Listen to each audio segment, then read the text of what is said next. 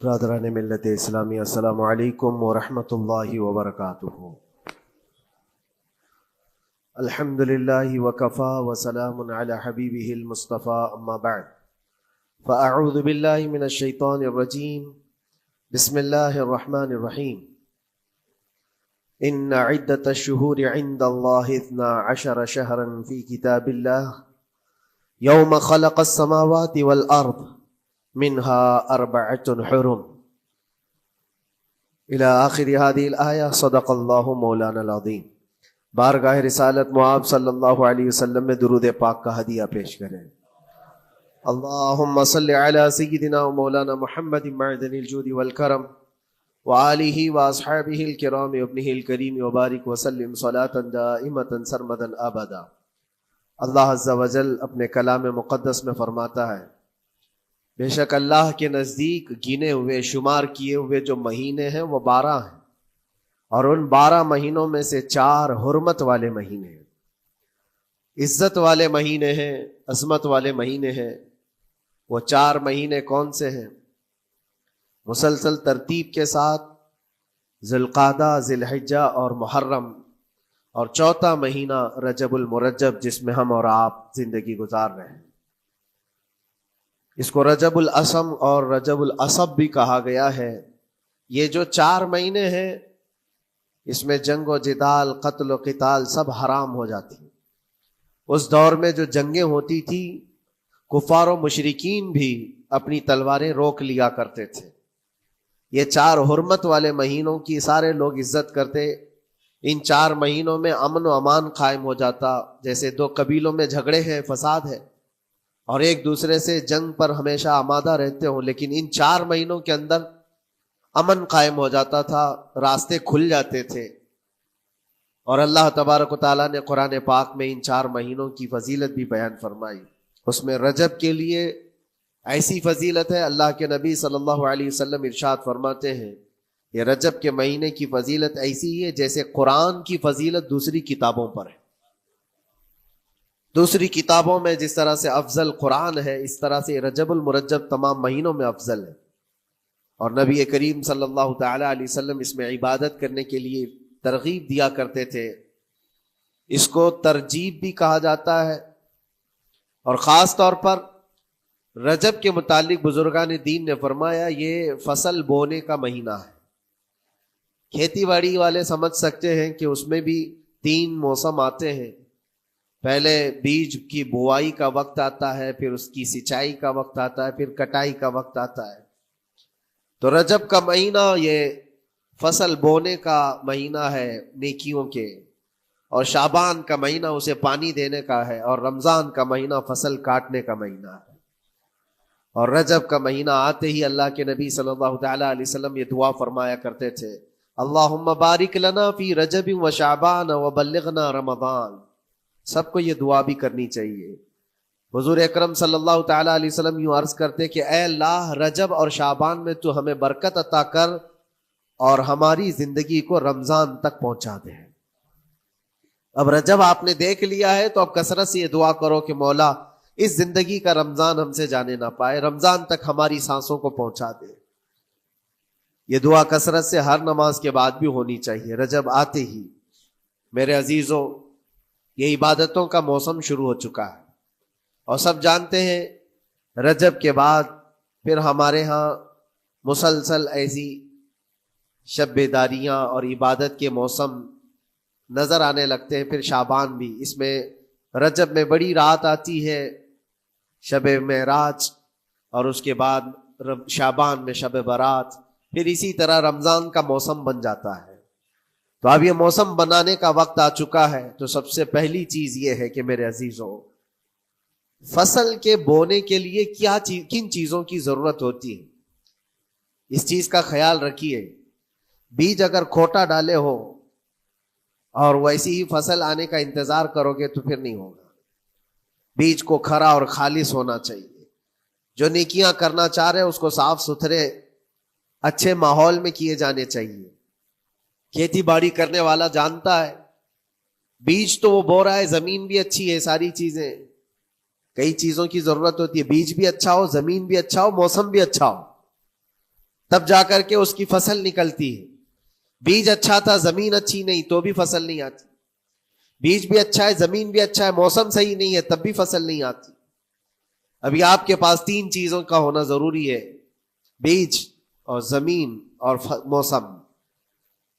بیج جو ہے یہ نیکیاں ہیں، اور زمین تمہارا دل ہے، اس کا اتنا ہی پاک ہونا ضروری ہے. اور موسم یہ رجب کا ہے، اس میں تو کوئی شک نہیں ہے کہ عبادتوں کا موسم ہے، فصل کی اچھے لانے کا موسم ہے. لیکن سب سے پہلی چیز اب ہمیں ضرورت ہوتی ہے کہ ہم کیا بیج بو رہے ہیں. شیخ سعدی رحمت اللہ تعالی علیہ فرمایا کرتے کہ زمین میں ادرک بو کر کے گنا آنے کی امید تو نہیں کر سکتے. جو بویا ہے وہی اسی کی فصل آئے گی.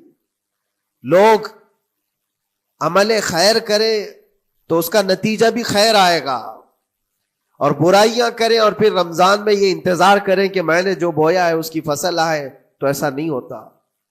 بہت سارے لوگوں کا وہ شک بھی میں دور کرنا چاہتا ہوں کہ رمضان المبارکہ میں فضیلتوں کو آپ سنتے آئے ہیں، رمضان ایسا مہینہ ویسا مہینہ، اتنی برکتوں والا، اتنی رحمتوں والا، لیکن بہت سارے لوگوں کے حالات چونکہ تو ہی رہتے رمضان میں ویسی ہی ہیں، وہ لوگ کچھ بھی نہیں بدلے. تو اس میں رمضان کا قصور ہے کہ اس مہمان کا قصور ہے، اس انسان کا قصور ہے؟ وجہ یہ ہے کہ رمضان المبارکہ یقیناً اتنی برکتوں اور رحمتوں اور سعادتوں لے کر کے تو آتا ہے، لیکن تمہیں 2 مہینے پہلے سے کہا گیا تھا کہ فصل کے لیے تیاری کرو. تم نے بیج نہ بوئے، اپنی زمین کو صحیح کیا ہی نہیں. پھر رمضان میں جو بارش ہو رہی ہے اس کا فائدہ کیا ہے؟ روڈ پر 10 سال بھی بارش برسے وہاں پر کوئی فصل نہیں آئے گی، کیونکہ وہ زمین سخت ہے اور بیج بونے کے قابل بھی نہیں ہے. رمضان المبارکہ میں رحمتوں کی جھماجھم بارش تو ہوتی ہے، لیکن دل اگر سخت ہے گناہوں سے تو اس بارش کا کیا اثر ہوگا اس پر؟ اسی لیے دلوں کی نرمی یہاں سے شروع کریں، رجب المرجب سے. اس کی راتوں میں اللہ رب العزت کو پکاریں، مناجات کریں، عبادتوں کے لیے کچھ دن تو خاص کر لیں. بہت دنیا میں ہم نے اپنے آپ کو ملوث کر رکھا ہے، کچھ راتیں اللہ رب العزت کی عبادت میں تو لگائیں. اللہ کے نبی صلی اللہ تعالی علیہ وسلم کی ایک حدیث ہے، جامع الاصول سے نقل کی ہوئی، رجب المرجب کے پہلے جمعے جو ہم لوگ ابھی گزر چکے، ابھی یعنی وہ رات تو گزر چکی، کل کی جو گزری ہوئی رات ہے رجب کی، یہ پہلی جمعہ کی شب تھی.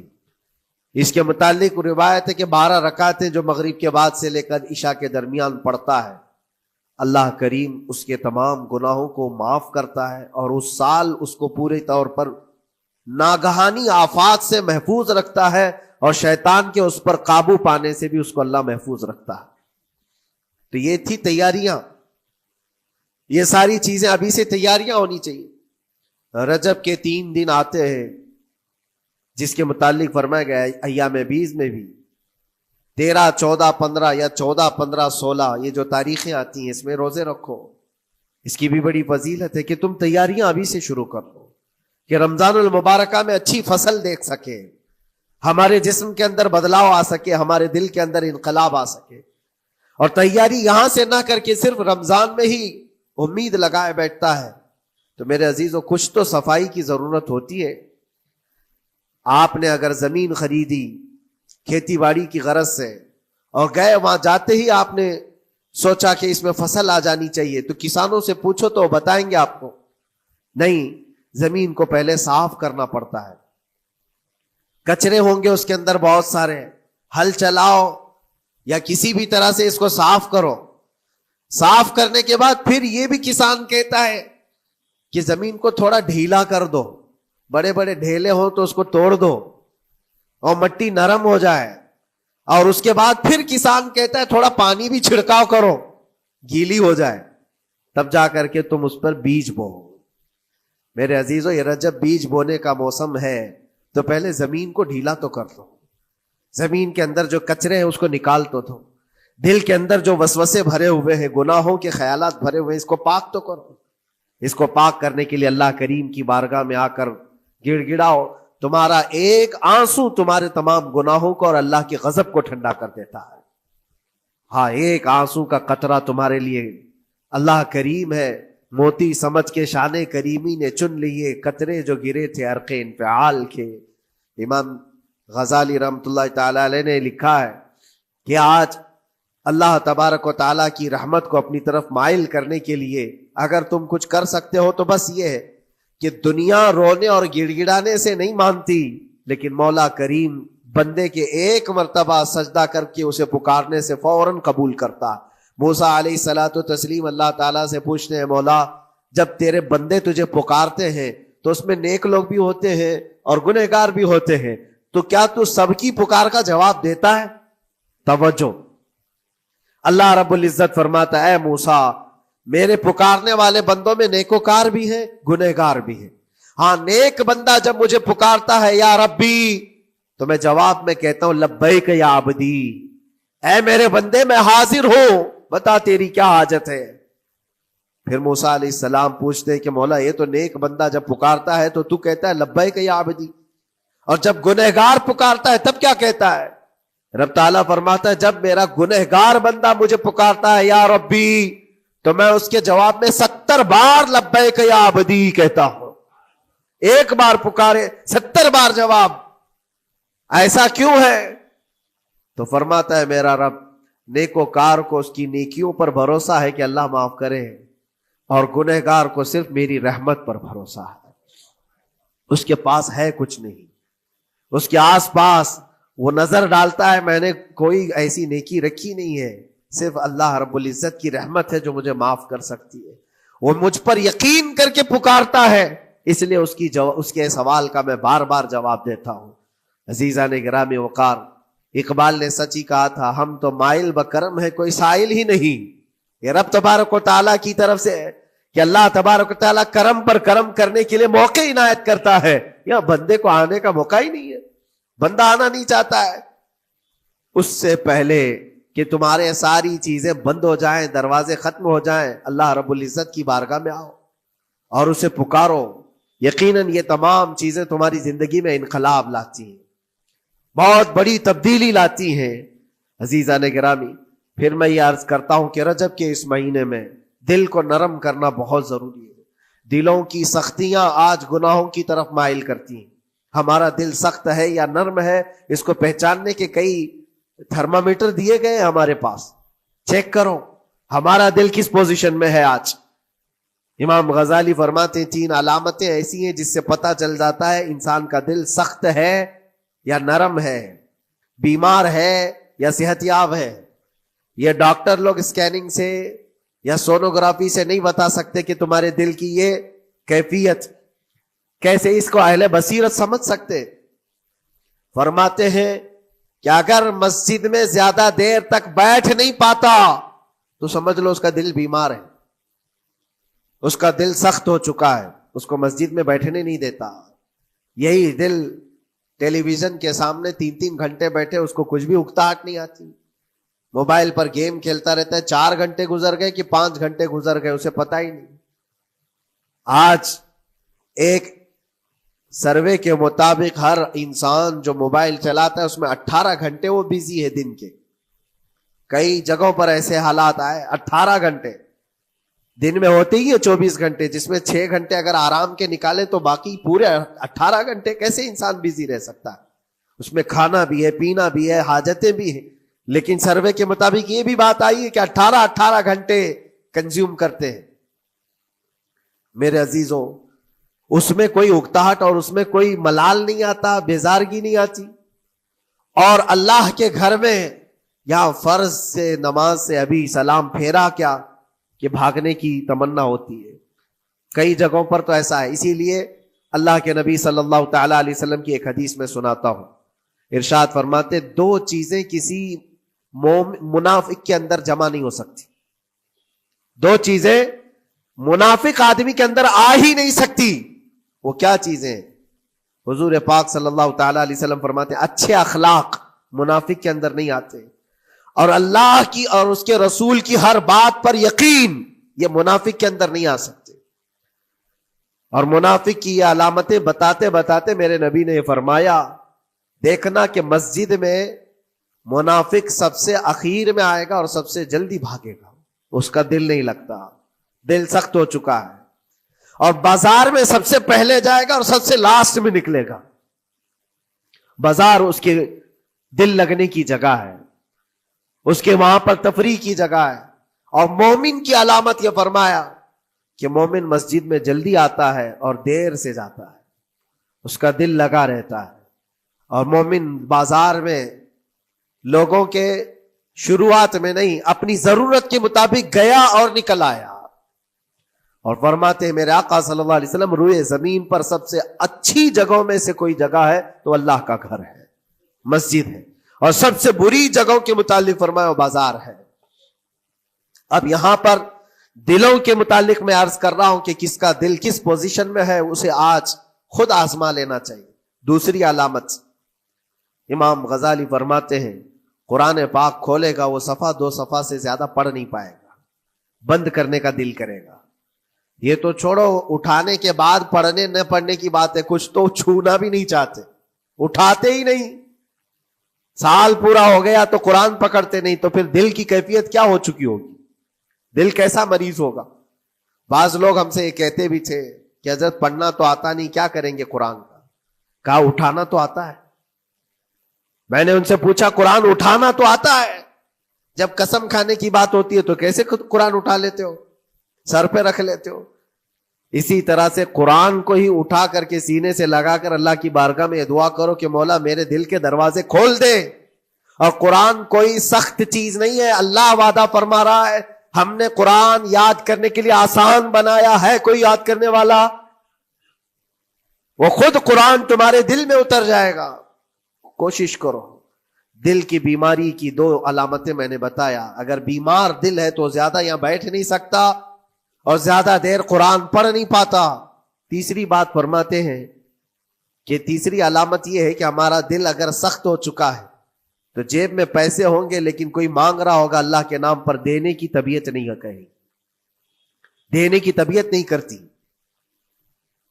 اور یہ چیز ہاتھ اٹھانے کو تمہارا دل نہیں کرتا تو سمجھ جاؤ کہ دل بیمار ہے. اور دل کی بیماری لے کر کے اگر کوئی رجب میں سوچتا ہے کہ میں بیج بوؤں گا تو کیا فائدے کا, زمین سخت ہے, زمین سخت ہے اور اس پر بارش بھی ہوگی تو کچھ فرق نہیں پڑتا, فصل نہیں آئے گی. دل کو نرم کرو. اور ایک علامت میں بتاؤں, اور ایک علامت کہ دل نرم ہے یا سخت ہے, اس کی ایک علامت یہ بھی ہے, اللہ کا جب ذکر کرے, جنت کا جب ذکر کرے, جہنم کے عذابات کا ذکر کرے, قبر کے معاملات کا ذکر کرے, حشر کے سوالات کا ذکر کرے, تو اس کی آنکھیں ڈبڈبا جائیں اور آنسو نکل آنے لگیں. قرآن کی آیتیں سن کر کے اس کا دل ہلنے لگے اور آنسو آ گئے تو سمجھ جاؤ کہ اس کا دل نرم ہے. ابھی اس کا دل بیمار نہیں ہوا, ابھی اس کا دل بیمار نہیں ہوا. لیکن یہاں تو پوزیشن الگ ہے, سچویشن الگ ہے. ہم تو پتہ نہیں کن کن چیزوں میں رو لیتے ہیں, لیکن اللہ کا کلام سنتے ہوئے کسی کے کان پر جوں بھی نہیں رینگتی.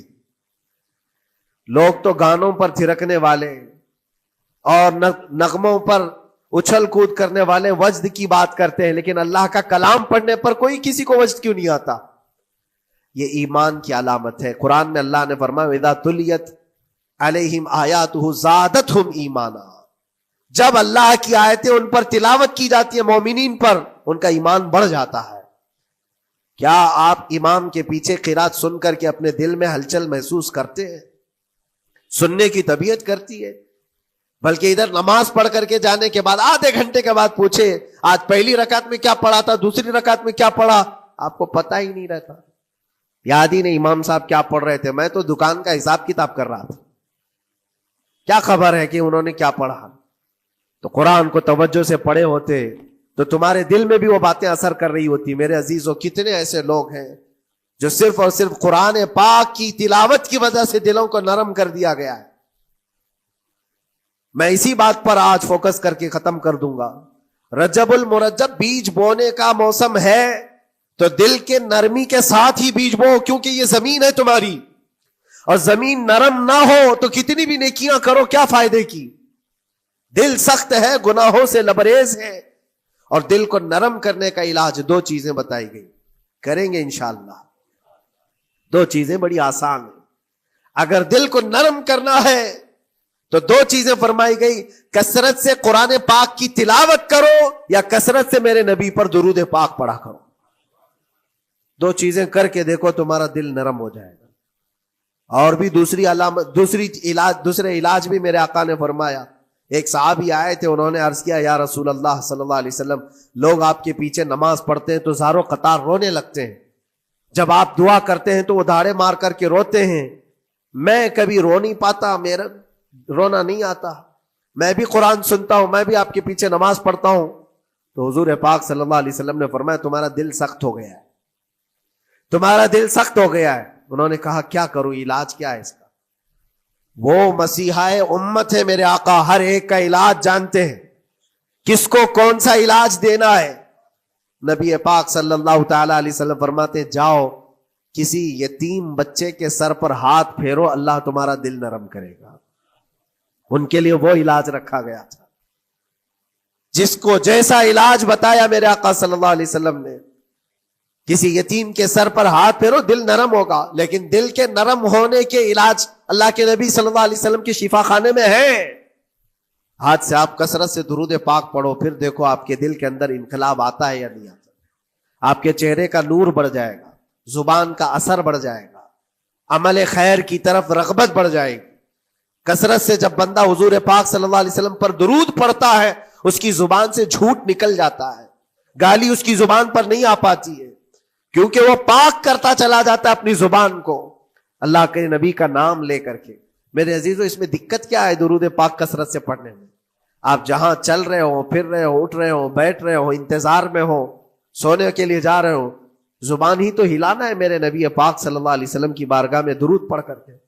اور ضروری نہیں ہے کہ بہت لمبے لمبے درود پاک آپ کو یاد کرنے ہو، صلی اللہ علیہ وسلم بھی پڑھ لیا تو یہ درود پاک ہے، یہ درود پاک ہے. یا تو پھر الصلاۃ والسلام علیک یا رسول اللہ کہتا ہے تو یہ بھی درود پاک ہے، درود پاک ہے یہ. اور دل کو جب نرم ہو جائے گا تو انشاءاللہ العزیز آپ اس کے اثر بھی دیکھیں گے، اس کے اثر بھی دیکھیں.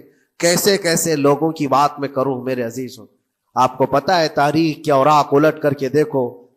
ایک صحابی حضرت نعیم وہ راستے پر گزر رہے تھے، دیکھا ایک کڑیل جوان مکہ کا، جس کو سارے لوگ دیکھ کر پہلوان کہتے اور ڈرتے تھے، گھبراتے تھے. 27 سال کا کڑیل جوان ہے اور ہاتھ میں تلوار کھینچے ہوئے تیزی سے آ رہا ہے.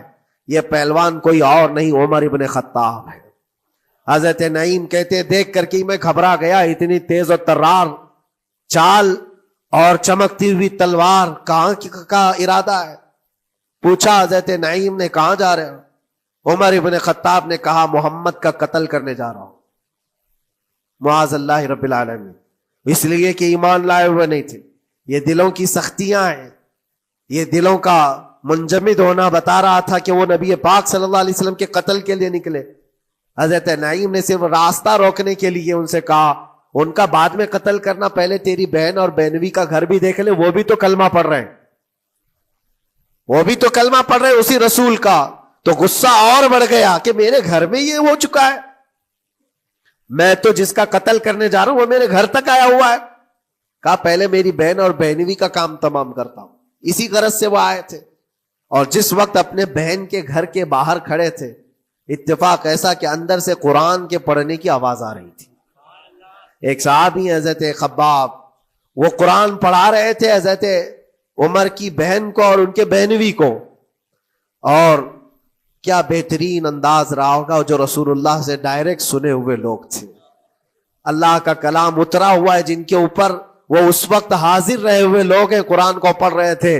طٰہٰ ما انزلنا علیک القرآن لتشقی الا تذکرۃ لمن یخشی. عرب لوگ اچھی طرح سے جانتے تھے ایک ایک حرف کا معنی کیا ہوتا ہے، وہ عربی جانتے تھے، ان کی مادری زبان تھی. اور اس قرآن کے اندر جو مٹھاس تھی، عمر ابن خطاب کان لگا کر سنتے رہے، لیکن غصہ جو اندر سے تھا، دل کی جو سختی تھی، آئے تھے مارنے کے لیے، دروازہ زور سے ٹھوکنے لگ گئے، اندر لوگ ڈر گئے. حضرت خباب کو چھپا دیا، بہن اور بہنوی نے دروازہ کھولا. دروازہ کھلتے ہی ان پر حملہ آور ہو گئے. عمر ابن خطاب مارا، اپنے بہنوی کو بہت مارا کہ تم یہ کیا کر رہے ہو، دین بدل چکے ہو، یعنی تم یہاں سے نکل کر کے دوسری جگہ چلے گئے ہو, صحابی ہو گئے ہو, اپنی بہن کو بھی مارا یہاں تک کہ ان کی ناک پھٹ گئی. جب لہو لہان ہو گئے تو عمر ابن خطاب نے دیکھا کہ میں اپنی بہن اور اپنی بھائی کو مار رہا ہوں. پھر تھوڑی دیر کے لیے دل میں رحم آیا. اور دل میں رحم آیا کس چیز کا, کس چیز کی وجہ سے نرم ہوا دل میرے عزیزوں؟ بھائی اپنے بہنوئی کی اور اپنی بہن کی پٹائی کو دیکھ کر کے نہیں, ان کو دیکھا تھوڑی دیر کے بعد اور کہا چلو چھوڑو جانے دو, جو ہوا سو ہوا, لیکن جو تم لوگ پڑھ رہے تھے میرے آنے کے وقت مجھے دوبارہ پھر سے سنا دو. وہ کیا کلام تھا, وہ کون سا کلام تھا؟ اتنا سننا تھا کہ بہن نے محسوس کر لیا کہ دل کی نرمی کا دروازہ کھل چکا ہے.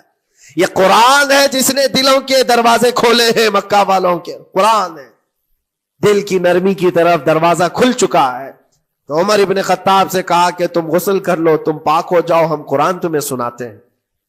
اور انہیں پاک کیا گیا تو حضرت خباب جلدی سے باہر آئے, کہا میں سناتا ہوں. حضرت عمر کو جب یہ آیتیں سنائی گئی جھوم کر کے سننے لگے. قرآن کی وہ آیتیں 16 یا 17 آیتیں ہی سن پائے تھے کہ ان کے جسم کے اندر راشا تاری ہوا, کپ کپی آئی. کہا کہ چلو محمد کے پاس صلی اللہ تعالی علیہ وسلم, مجھے لے کر کے چلو, میں ان سے بات کرنا چاہتا ہوں. میرے عزیزو, بھائی اور بہنوی اور بہن لے کر کے چلے. اور اس وقت حالات سخت تھے مکہ کے. حضور پاک صلی اللہ تعالی علیہ وسلم کے پاس 39 صحابہ تھے جو ایمان لائے ہوئے, اور پہرے داری میں امیر حمزہ کھڑے رہتے تھے کہ کوئی آئے گا تو میں اس کی برابر خبرگیری کروں گا. عمر ابن خطاب کو تلوار لٹکاتے ہوئے آتے دیکھا تو صحابہ گھبرا گئے. مکہ کا بڑا پہلوان ہے, اس کو بھڑکا کر کے لوگوں نے بھیج دیا ہوگا, اب کیا ہوگا, یہ پٹائی بہت بری طرح سے سب کی کرے گا, غریب صحابہ ہے, اور حضور پر ہاتھ نہ اٹھا دے. سب ڈرنے لگے. حضور پاک صلی اللہ علیہ وسلم سے آ کر کہنے لگے کہ یا رسول اللہ صلی اللہ علیہ وسلم, عمر آ رہا ہے اور ہاتھ میں تلوار ہے. اللہ کے نبی صلی اللہ علیہ وسلم نے فرمایا وہ میری گردن نہیں, اپنی گردن دینے آ رہا ہے. وہ میری گردن لینے نہیں, اپنی گردن دینے آ رہا ہے. وہ مخبر صادق صلی اللہ علیہ وسلم جانتے ہیں کون میرا غلام ہے اور کون منافق ہے. عمر ابن خطاب آئے تو حضور نے فرمایا راستہ دے دو. آتے ہی انہوں نے تلوار زمین پر پھینک دی. چہرے جمال جہاں آرا کو دیکھا. حضور پاک صلی اللہ تعالی علیہ وسلم سے پوچھا, پھر وہ آیتیں سنائے.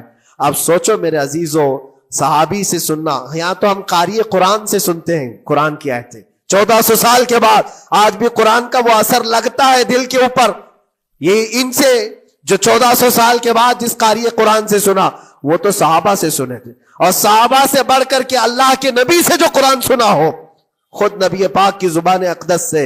اور جب اللہ کے نبی صلی اللہ تعالی علیہ وسلم نے آیتیں تلاوت کی, عمر ابن خطاب کی آنکھوں سے آنسو شروع ہو گئے, زارو قطار رونے لگے, اور پھر پکار کر کہا اشہد ان لا الہ الا اللہ واشہد انک رسول اللہ. میں گواہی دیتا ہوں کہ اللہ کے سوا کوئی معبود نہیں, اور میں گواہی دیتا ہوں کہ آپ اللہ کے رسول ہیں. میرے عزیزو, عمر ابن خطاب رضی اللہ تعالیٰ عنہ کو اس طرف لانے والا, دل کو نرم کرنے والا, یہ قرآن پاک اللہ کا کلام ہی تو ہے. آج گناہوں سے اس پر بہت ساری پرت جم گئی ہے. ہمارے دلوں کے حالات ایسے ہو گئے, قرآن اٹھاؤ دلوں کو نرم کر دے گا. اور رجب المرجب میں قرآن کو پڑھو گے زمین نرم ہو جائے گی, اور پھر اس کی برکتیں تم رمضان میں دیکھو گے. ایک دو نہیں, ہزاروں ایسی ہیں. ایک ایسے مشہور ڈاکو, بغداد کے لوگ ڈرتے تھے, بغداد کے لوگ اتنا ڈرتے تھے کہ جو بھی قافلہ جائے گا لٹ جائے گا. فضیل بن عیاض, جو بھی قافلہ نکلتا تھا اس راستے سے لٹ جاتا تھا, کوئی بچ نہیں پاتا تھا. اور ایک قافلہ آ رہا تھا عرب سے, اور مال تجارت لے کر بغداد کی طرف جا رہا تھا. تو قافلے والوں نے یہ مشورہ کیا کہ یہ جو قافلہ جا رہا ہے یہ اس راستے سے جا رہا ہے. فضیل بن عیاض ڈاکوؤں کا سردار وہاں رہتا ہے, بہت سارے ڈاکو اس کے ساتھ ہیں, وہ تو رہزن ہے, راستے پر روک کر کے مال لوٹ لیتے ہیں. تو قافلے میں ایک قاری قرآن تھے, انہوں نے کہا ٹھیک ہے اب راستے پر آ ہی چکے ہیں تو کیا کر سکتے ہیں, چلو بیٹھ کر کے نکلتے ہیں, میں قرآن کی تلاوت کرتا رہوں گا اونٹ پر بیٹھ کر کے, اللہ کریم اس برکت سے ہمارا راستہ آسان کر دے گا. قاری قرآن نے قرآن کی تلاوت شروع کر دی, اور جب وہ راستہ آیا جو فضیل بن عیاض کا تھا, فضیل بن عیاض ایسی ڈاکہ زنی اور ایسی رہزنی میں مشہور آدمی, جن کے آس پاس، جن کے ہاتھ کے نیچے 1000 سے زیادہ ڈاکو کام کرتے ہوں. بغداد پورا ڈرتا تھا، پورے راستے وہاں پر کوئی بھی سلامت نہیں جا پاتا تھا. اس راستے پر ایک قاری قرآن جب آیا، میرے عزیزو تلاوت کیا کر رہا تھا؟ سورۃ الحدید کی آیت تھی، الم یأن للذین آمنوا ان تخشع قلوبهم لذکر اللہ. وہ قرآن کی آیت ہے. اللہ کے کریم فرماتا ہے کیا ایمان والوں کے پاس ابھی وہ وقت نہیں آیا کہ اللہ کا ذکر سنتے ہی یا اللہ کا ذکر ہوتے ہی ان کا دل کانپنے لگ جائے، ان کا دل ہلنے لگ جائے؟ فضیل بن عیاض کے کانوں میں یہ آیت پڑھ رہی تھی. قاری قرآن بار بار اس آیت کو پڑھ رہا تھا. کیا وہ وقت ابھی ایمان والوں کے پاس نہیں آیا کہ وہ اللہ کے ذکر سے دہل جائیں؟ اتنا اثر کر گئی آیت، اتنا اثر کر گئی. فضیل بن عیاض نے ہتھیار پورے پھینک دیے اور چیخ چیخ کر کے کہنے لگا آن لنا ربنا، آن لنا ربنا، اے میرے رب وہ وقت آ چکا ہے، اے میرے رب وہ وقت آ چکا ہے. سارے ڈاکوؤں سے کہا سجدہ ریز ہو جاؤ، اس لیے کہ اللہ کا کلام ہمیں بلا رہا ہے. برسوں سے ڈاکہ زنی کرنے والے، برسوں سے راستے لوٹنے والے، قرآن کی ایک آیت نے دل بدل دیا. دل کے ایسا انقلاب آیا، سب کچھ چھوڑ دیا اور اس کے بعد نکلے. اللہ اکبر. جانتے ہو فضیل بن عیاض کون ہے؟ فضیل بن عیاض وہ ہے جن کا نام لیتی سرکار غوث پاک بھی ادب کیا کرتے تھے. فضیل بن عیاض اللہ تبارک و تعالیٰ نے ولایت کا وہ مقام عطا کر دیا. بڑے بڑے اولیاء کرام ان کے پاس آنے لگے. اپنے زمانہ جوانی کا زمانہ ڈاکہ زنی میں گزرا تھا، لیکن جب پھر وقت آیا توبہ کا اور دل کے بدلنے کا تو اللہ نے وہ مقام دیا. تاریخ میں آج بھی موجود ہے کئی سلسلے ایسے، سلسلے چشتیہ میں، اور کئی سلسلے ایسے جو فضیل بن عیاض سے ہو کر حضور پاک تک پہنچتے. فضیل بن عیاض ان کا نام ہے. اسی لیے میں کہتا ہوں میرے عزیزو، قرآن پاک یہ دلوں کو نرم کرنے کا سب سے بڑا علاج ہے. زمین کو نرم کر دو اور اس کے بعد پھر بیج بو. دیکھو اسی لیے اقبال نے کہا تھا ذرا نم ہو تو بڑی زرخیز ہے یہ مٹی ساقی. یعنی یہ زمین تھوڑی سی نرم ہو جائے تو اس میں تو سونا چاندی یہ اگل سکتی ہے. تمہارے پاس ایمان کی دولت ہے، اللہ کریم کی ذات پر یقین ہے، حضور پاک صلی اللہ تعالی علیہ وسلم کی محبت ہے، سب چیزیں تمہارے پاس ہے. تھوڑا دل کو نرم کرنے کی ضرورت ہے. گناہوں سے باز آ جاؤ، اللہ کریم کی بارگاہ میں گڑ گڑاؤ اور قرآن پاک اٹھا لو ایک مرتبہ. اور پڑھ نہیں پاتے تو انگلیاں تو پھیرو. قرآن پر دیکھنا بھی تو عبادت ہے، اس پر نظر جمانا بھی عبادت ہے. اللہ کا کلام سمجھ کر کے تم نے اٹھایا ہے تو جانتے ہو قرآن عظیم کل قیامت کے دن جس کی شفاعت کے لیے کھڑا ہو گیا، میرے آقا فرماتے پھر اس کو جہنم میں کوئی چیز نہیں لے جا سکے گی. جس کو قرآن اور رمضان سفارش کر دے پھر اس کو جہنم میں دوسری کوئی چیز نہیں لے جائے گی. اور جس کے خلاف کھڑے ہو گئے پھر اس کو جنت میں کوئی چیز نہیں لے جائے گی. اس لیے میرے عزیزو اپنے دلوں کی نرمی کا یہ وقت ہے رجب المرجب، اور سب سے بہترین موقع ہے، عبادتوں کا موسم ہے. اور ساتھ ساتھ میں یہ بھی کہوں گا کہ اب ہم رجب المرجب کے ابتدائی دنوں میں ہیں، اور سنیوں کے لیے ایک بہت بڑی بات ہے کہ سرکار غریب نواز کی چھٹی بھی اسی میں موجود ہے، جو دلوں کو نرم کرنے کے لیے ہی تو آئے تھے. ہندوستان جو تشریف لائے تھے کس کام کے لیے آئے تھے؟ انہوں نے اپنے ذکر کی مجلسوں سے، اپنے واعظ و نصیحت سے ہزاروں کے دلوں کو نرم کیا ہے. آج بھی سرکار غریب نواز کے نام پر لوگوں کا دل نرم ہو جاتا ہے. اچھے اچھوں کو دیکھا ہے دل نرم ہو جاتا ہے. کیوں؟ وہ ایسے بزرگ تھے جنہوں نے اپنے تصوف کی تعلیمات سے کڑک اور سخت دلوں کو نرم کیا ہے. اللہ کریم نے ان کو ہمارے پاس جو بھیجا وہ عطائے رسول بن کر کے آئے. آج سرکار غریب نواز رضی اللہ تعالیٰ عنہ کے وسیلے سے میں اللہ کی بارگاہ میں دعا کروں گا، مولا اس رجب المرجب کی برکت سے اور غریب نواز کی وسیلے سے ہم سب کے دلوں کو نرم فرما دے. ہم سب کو یہ فصل، یہ موسم رجب المرجب کا بیج بونے کا، بہترین نیکیاں کرنے کی توفیق عطا فرما. ہمارے قدموں کو خیرات کی طرف بڑھا دے. ہم سب کو شر و فساد سے محفوظ فرما. حرام کاریوں سے ہمارے ہر عضو کی حفاظت فرما. رب العالمین اکرم الاکرمین قیامت کے دن تیرے نبی پاک صلی اللہ علیہ وسلم کے جھنڈے تلے ہم سب کا حشر فرما. وآخر دعوانا ان الحمد للہ رب العالمین. السلام.